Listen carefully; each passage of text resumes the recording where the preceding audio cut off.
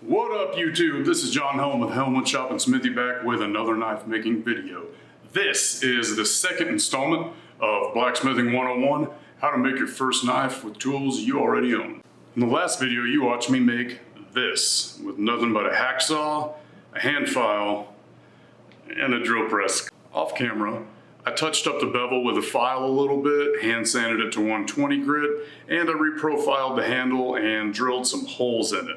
As I kept removing stock to establish my bevels, I noticed that the blade is very fine and light because I brought the bevels back pretty far. This means it just had a lot of handle to hold on to for such a small light blade. It was really off balance and you could feel it. That's without the scales on. So I mostly just did those things to remove some heft from the handle. But since I'm all done with that, we get to heat treat this blade, hand sand it, and then put a handle on it. I'm going to attempt to use this propane pencil torch as a heat source for my quench. If that doesn't provide enough heat to get critical temperature, at least all along the edge of the blade, I'm gonna have to light a fire in the fire pit and feed it some air with a leaf blower or something. But I'm at least gonna try this first, so let's head over to the vise, kill the lights, and heat treat the knife.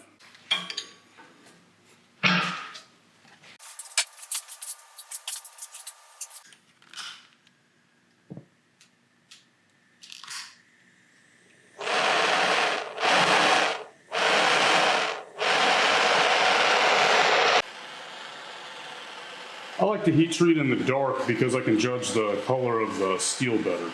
You want a cherry red color, which is really hard to show on the camera. So if you're not familiar with the colors, you should probably use a magnet. It needs to be one shade brighter than when it loses its magnetism.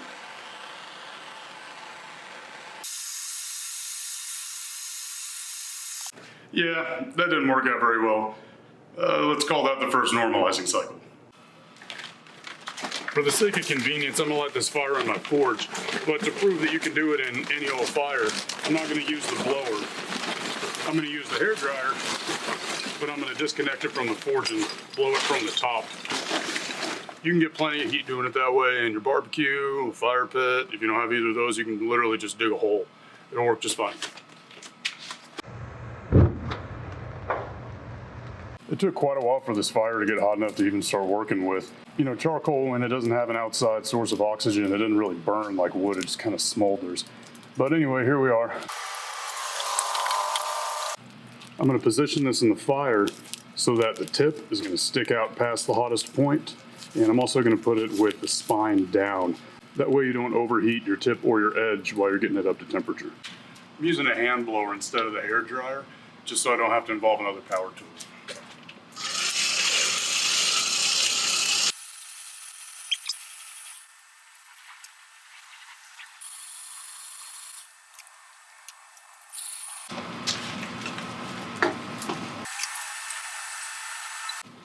Looks like we have success. Well, the heat treat went well, and it was relatively painless doing it with the blower on top of the fire versus having the forge turned on. It did seem like more heat was blowing at me than usual, but it's not a big deal. It was just a little bit uncomfortable.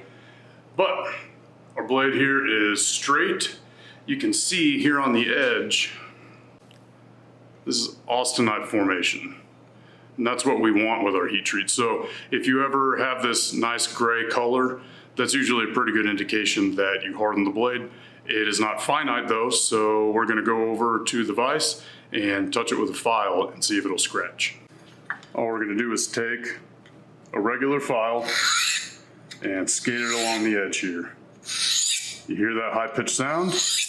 That's because the file is not cutting into the steel. And it means that we have a hardened edge. Outstanding. Now we are ready to temper this blade. And at this point, straight out of the quench, it is extraordinarily brittle. So be careful when you are holding it and moving it around. Definitely don't try to touch it before it's had plenty of time to cool off, because then you'll drop it and it will shatter like a piece of glass.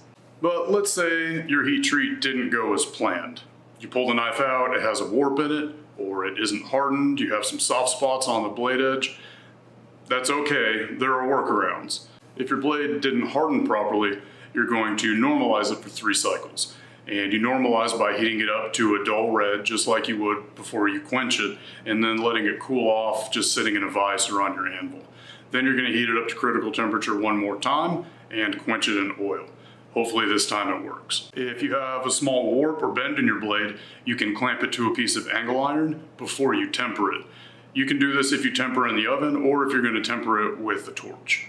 If there's a really big bend, you're going to have to do something dangerous. You can put it in the vise and bend it to the side and try to get rid of that warp. You can put it in between two pieces of bar stock with a pin over the place where you need it to bend the most, and then clamp it together and then put it in the oven for tempering, or preferably you would do that with a torch and slowly increase the pressure on the clamp as you heated up the spine of the blade. But doing that, regardless of which method you do, is really risky. You're likely to snap your blade in half. The approach that I take, however, is to avoid the situation altogether by not doing a lot of grinding before I quench, especially not on my bevels. I leave the whole thing really thick and chunky, and then after hardening and tempering, I grind it down the rest of the way.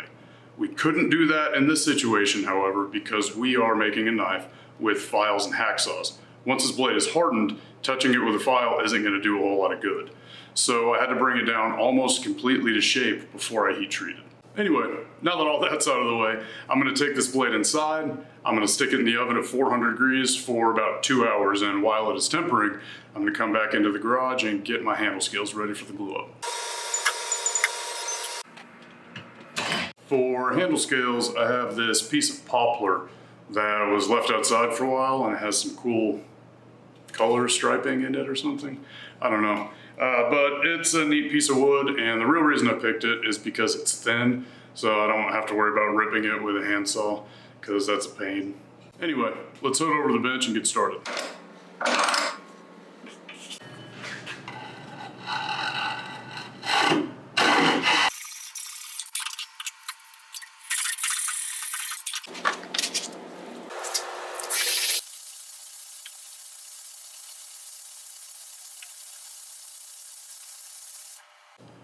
Putting a piece of sandpaper on a flat surface and sliding your scales on it in a figure eight is probably the simplest way to get perfectly flat edges on your scales so they join up nicely to the tang of your knife. But it's definitely not the easiest way. My favorite way is with a hand plane. Just make sure that you have a large joinery plane or a jack plane. If you have a little block plane like this, it can be problematic. They have a lower angle on the blade, so if you have a very straight grained wood, you'll get a lot of tear out. This is mostly for end grain.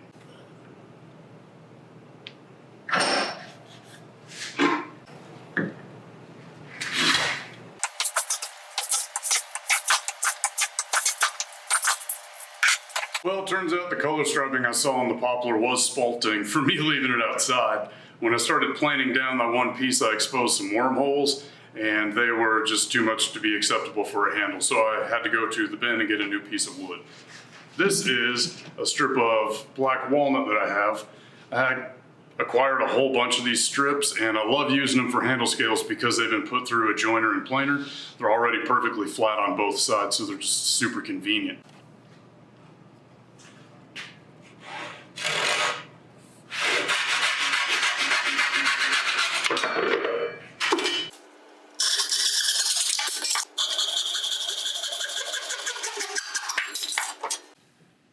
Here are two beautiful pieces of black walnut. I chose a piece right in the middle of the board that had a knot and some really nice figuring just underneath it. The rest of the board was really boring looking. So this is risky because putting in pins, it is the most likely piece to crack off that entire board. Also, this one already has a small crack in it on this side, and I'm gonna have to make sure that I avoid having any of that on the actual handle of the knife, which sucks because it's on the side with all the cool stuff. But anyway, although this is risky, I think it'll pay off in having a more interesting looking knife. Now that the blade has been tempered, I'm going to trace out the shape of the handle on my scales.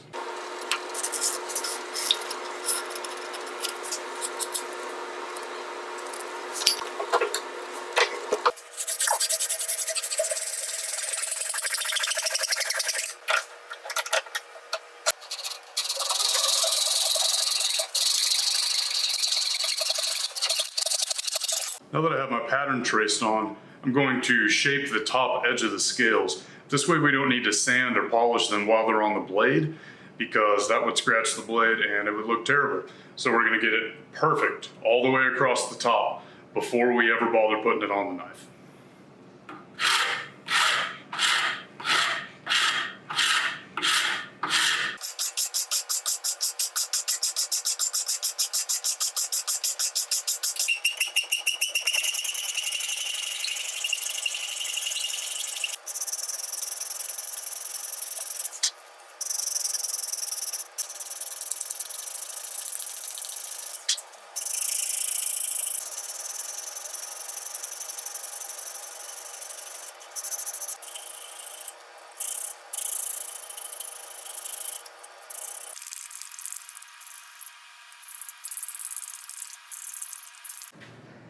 I got these sanded down to 800 grit. They look great. The backs are flush so I can index them. Now we have two edges that always sit together, so now it's safe to take them apart. If you were using a drill press, you don't have to take them apart. You can leave them exactly how they are, holding them in place with a clamp or with masking tape on the other side and some super glue, and then you can place your knife right on top, stick them in the drill press, and drill straight through both of them at the same time. But since we're going to be using a hand drill, I'm not going to make the same mistake I did in the last video. I will have to drill through one at a time. First we'll place this here, we'll drill our holes, then we'll flip it on top of this piece and drill from the opposite side. That way we know a pin can go straight through all the way. So when using a hand drill, it's real easy to let the drill bit drift on you, especially when you're drilling wood. That is exactly what happened here. And so what I'll do is just adjust accordingly on the opposite scale. It shouldn't be an issue at all. Now I'm going to trim some pin material so that I can hold this in place while I drill the second hole.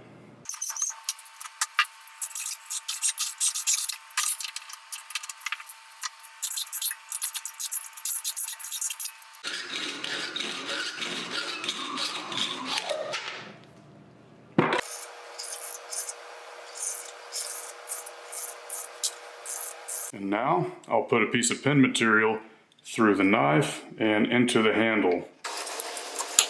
Now I can drill my second hole.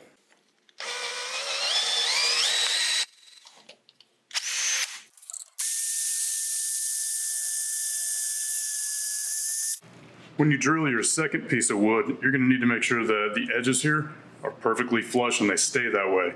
So unless you have these taped together like I mentioned earlier, you can line them up, stick the edges in a vise, and clamp them together.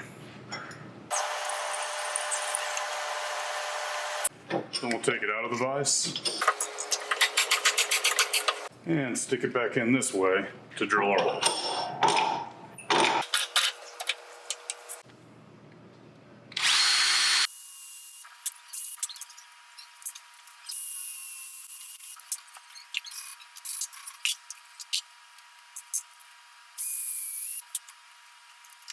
The holes are all lined up, so now it's time to cut out around our pattern.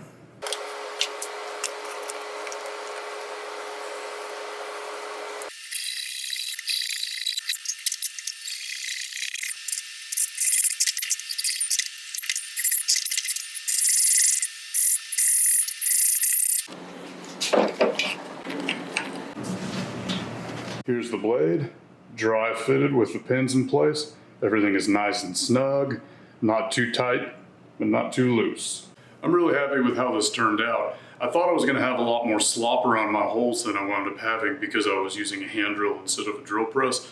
A drill press really is superior for drilling the holes in your scales, but everything turned out okay, so we are ready to sand the blade. I'm going to sand the bevel and the false bevel on the back, and I'm going to try to leave this area, the flat around the ricasso, this sort of gray, scaly color. I really think that it just makes it more aesthetically pleasing if you can have two tones on the blade. But unfortunately, a lot of times you'll overshoot and mess up your flat while you're sanding the bevel, so if that happens, the whole thing is going to come down to 400 grit.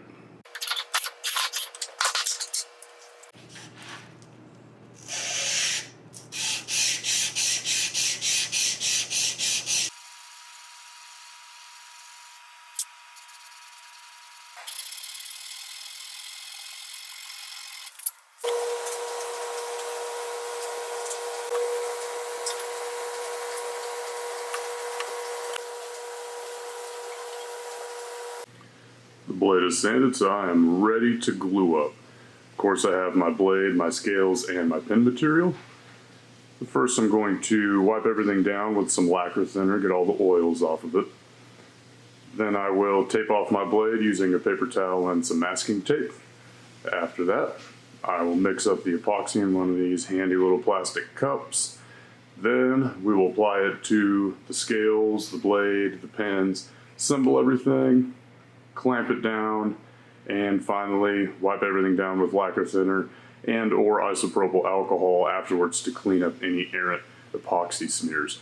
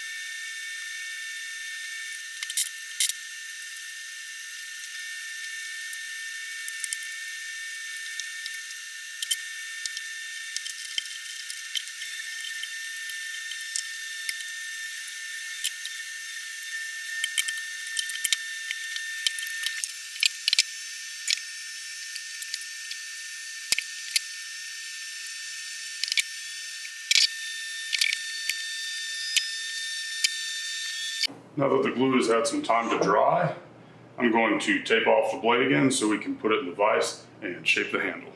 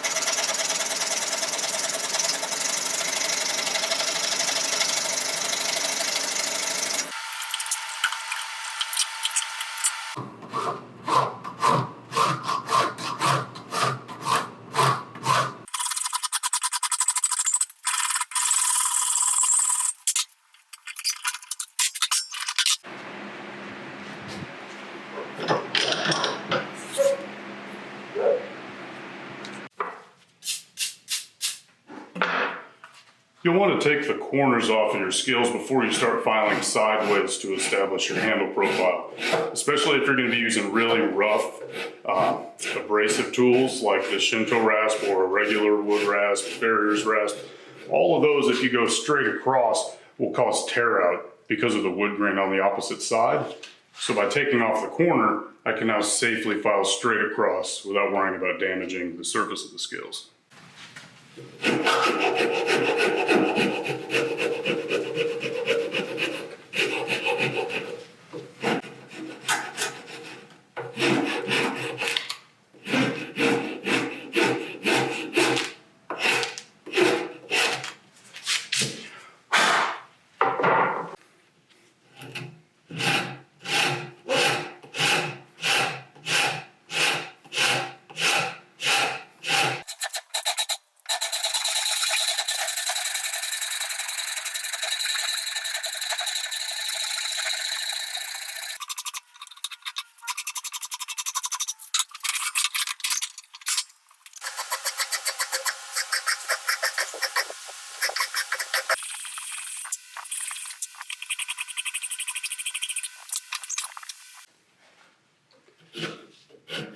I didn't mention this earlier, but I probably should have.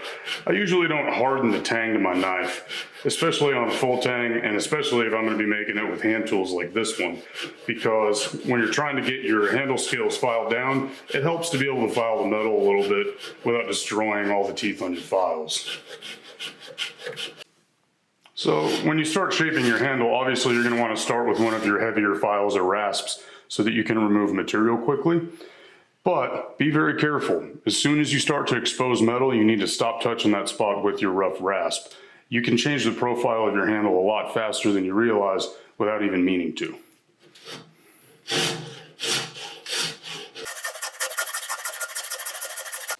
You can also use a chisel if you have one handy. Just make sure that it is really sharp and that you're very careful not to slam it into the tang of the knife.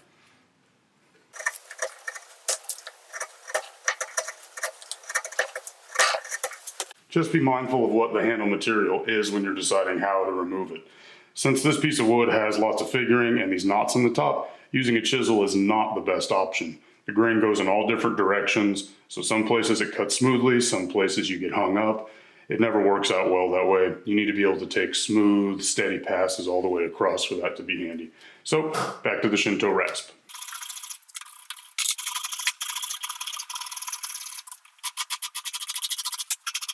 Once you get to the base of the blade, you're going to need to be very careful so that you don't mess up the inside of your profile here, and especially so you don't scratch one of these surfaces.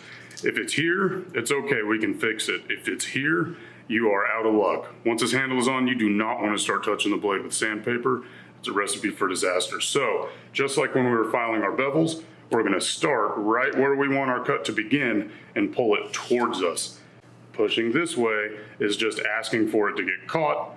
You push harder to get it through, it slips, whajam. You just ruined all that hard work you put in.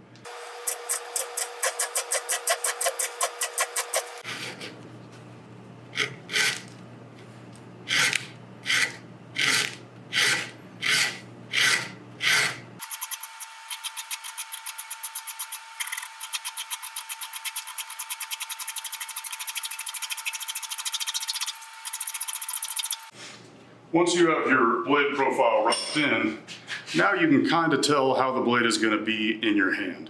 So go ahead and take it out, hold it, act like you're slashing something, act like you're slicing something, and you'll be able to feel where it's too thick and where it's too thin. You want a handle that indexes well. So in order to do that, we want it to be about, 1.5 times wider than it is thick. That's a really approximate guess. I guess it would depend on the style of handle. But anyway, if it's as fat as it is thick, it's just gonna feel like a square in your hand, or it'll feel like a rod and the blade will want to twist on you when you do any heavy work. Both those things are bad for small knives for making detailed cuts and big knives for splitting logs, what have you. So this is just something that really comes with experience. In the beginning, most people have a hard time designing effective handles, but if you use the knives that you make to any extent, or other people do and they give you feedback, you'll figure it out eventually. A good way to teach yourself some lessons is to just have a bunch of knives and do a bunch of stuff with them. Feel what feels good, feel what doesn't feel good, and eventually you'll start designing more and more effective handles. This knife has a fairly thick tang of 3/16 of an inch, and that, along with these pieces of wood, which are about 3/8 of an inch, makes a handle that is far too wide. So I need to thin these down. I'm going to make sure that I do it evenly, and I'm going to leave them a little bit thicker in the middle than I do the edges to leave a little bit of a palm swell. Once you have some experience, you'll be able to eyeball the thickness of your scales and the symmetry, no problem. But since this is going to be your first knife build, and when you fail to plan, you plan to fail, I'm going to mark off the taper on either side just to make sure I can get them perfectly even.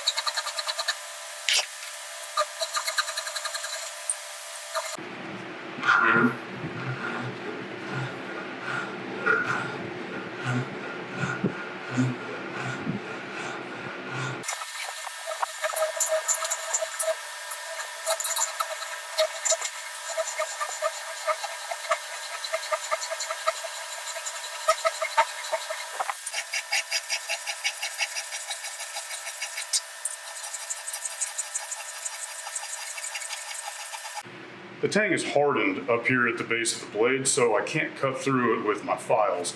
The only file I have that could cut that is the wrong shape, so I'm gonna have to use sandpaper. I went ahead and got the edge of that tang profiled with some sandpaper off camera. So now it's time to finish shaping my handle scales. What I'd like to do is make a mark, just a line, just off to the side of the edge of this bevel that I filed in previously. I'll file 2 of those marks, and then I'll just start filing edges away until finally this is perfectly rounded.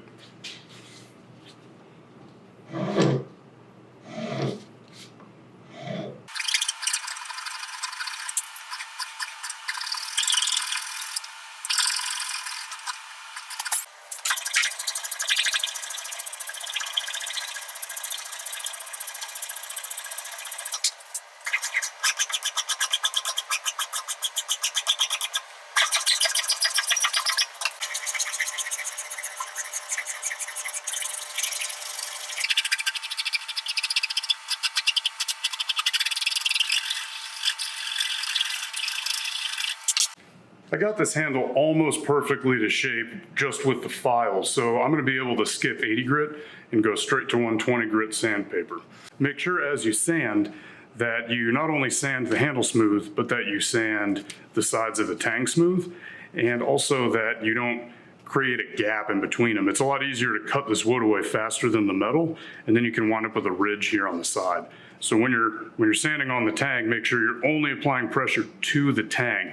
If you have poor control with your fingers, you can wrap this around a piece of wood or a file to help keep it flat.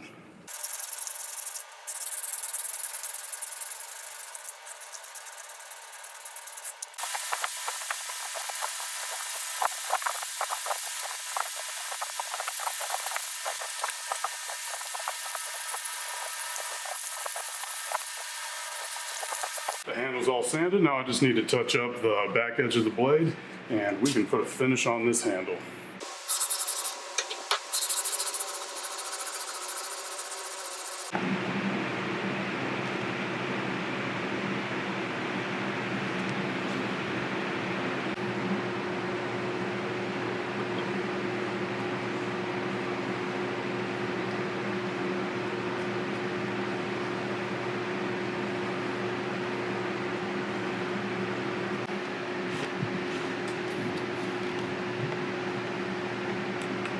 and it looks gorgeous. It feels great in the hand. The shaping of the handle went exactly as I wanted it to. I probably could have spent more time and gone up to higher grit sandpapers on the blade and made it look even sleeker and prettier. But that's not really necessary for a knife like this that isn't really fancy enough to be a wall hanger. It's a nice knife to carry around with you, small enough to conceal, big enough to do whatever you need to do with, and it's definitely going to be a cutter. It has a very fine edge. It's going to be really sharp once it touches to some stone. I hope that you really enjoyed watching me make this knife. I know I enjoyed making it, even though it was very tedious and laborious. It still came out gorgeous. I hope that you learned something, and I hope that you got some motivation to go out in your garage and try to make a knife, even though you may not have the best setup in the world. Doesn't mean you have to wait. You can do it now. If you have any comments, you like what you saw today, you didn't like what you saw today, or you have ideas for future projects, drop those in the comments below. Please like and subscribe. Thanks for joining me.